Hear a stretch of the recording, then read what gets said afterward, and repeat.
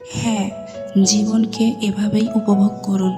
প্রতিকূল পরিস্থিতিতেও আপনার আচরণে কেউ যেন কষ্ট না পায়, এ ব্যাপারে সতর্ক থাকুন। ঘরে স্ত্রী সন্তানদের সঙ্গে, কর্মক্ষেত্রে সহকর্মীদের সঙ্গে আচরণের ক্ষেত্রেও সজাগ থাকুন। যে ক্ষেত্রে তাদের কোনো অপরাধ নেই, সেই ক্ষেত্রে তাদের কেন কষ্ট দিবেন? নিজের বিষণ্ণতার কষ্ট তাদের উপর কেন চাপিয়ে দিবেন? আর এসব এমন সমস্যা যার সমাধান করা তো তাদের পক্ষেও সম্ভব নয়।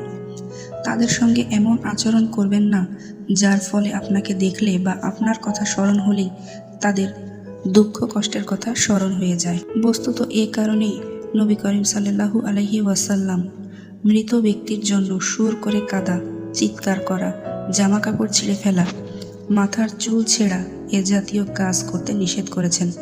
মৃতের জন্য তো আমাদের করণীয় হলো গোসল দেওয়া, জানাজা পড়া, দাফন করা এবং দোয়া করা। শোক ও মাতম কিংবা কান্না ও চিৎকারে তো মৃতের কোনো কল্যাণ হয় না, কেবল জীবিতদের আনন্দময় জীবনে বিষাদের কালো ছায়া নেমে আসে। মাআফি বিন সুলাইমান একবার একজন সঙ্গীকে নিয়ে হাঁটছিলেন। সঙ্গীটি হঠাৎ করেই ভুরু কুঁচকিয়ে মাআফি বিন সুলাইমানের দিকে তাকিয়ে বললেন, উফ, আজ কি ঠান্ডা। মাআফি বললেন, তুমি কি চাইলেই এখন নিজেকে উষ্ণ বা গরম করে তুলতে পারবে? তিনি বললেন, না।